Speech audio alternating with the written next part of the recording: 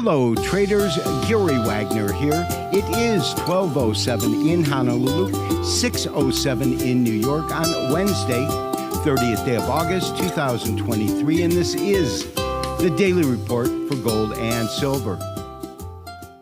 An interesting day for gold, the dollar, and silver. We are looking at a daily chart of the continuous contract of gold, which shows that today gold futures gained $4.80 or 0.24%, taking the most active December contract to approximately $1,970. This follows yesterday's dynamic move to the upside, taking gold to $1,971. And on a technical basis, today's move is significant. What component I am focusing on is the simple 50-day moving average. That is this line in green. Clearly, gold opened below and closed above that key level. That level is used by market technicians to determine whether a stock or commodity is in a short-term bullish or bearish trend.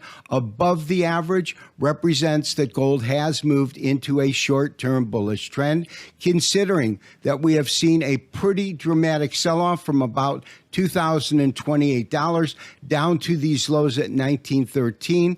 This latest move now is beginning to confirm that we have returned to a bullish scenario. That being said, tomorrow we will get the release of the PCE inflation index, which will be followed by the jobs report on Friday.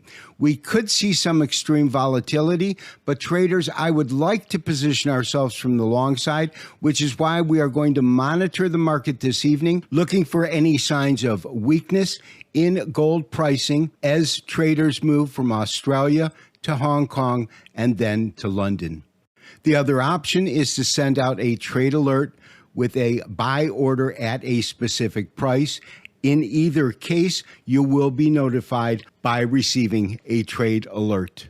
Traders, we are looking at a daily candlestick chart of the dollar index, now in its third consecutive day of lower pricing.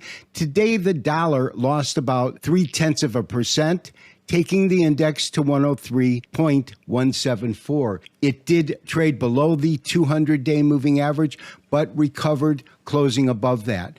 I look at key levels of support actually below that, starting at the 50% retracement, 102.62, down to the 50-day moving average at 102.34. That would be the area I would look at for potential support. Although if the dollar goes into any sizable correction, considering it traded from 99 up to 104, it should move to about 101.90 or just below that price point. Lastly, I do want to take a look at silver. Today, silver lost 11 cents or 0.46%, taking the most active December contract to $25.01. The first thing that I want to address is the fact that gold closed higher and silver did have a price decline. The explanation as to why silver closed lower and gold closed higher, I believe, is fairly simple. Silver has a huge industrial component that gold does not. Therefore, the ADP jobs report that came out today shows a contraction in the workforce. That would lead to potentially less demand. That would pressure silver prices lower. As I said, it was a fractional decline, and so what we need to now look at is the technical indicators. I look first at the high of the day, which came very, very close to this top up here.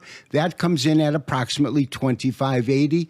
This particular fib retracement comes in at about 25.46. If silver continues to recover quickly, I would look for it to challenge these recent highs just below $26 an ounce.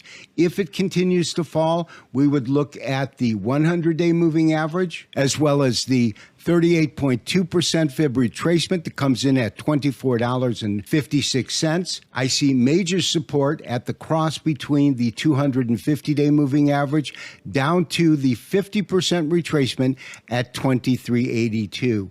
Traders, I think it is more likely we will see higher pricing as silver goes to challenge this most recent top.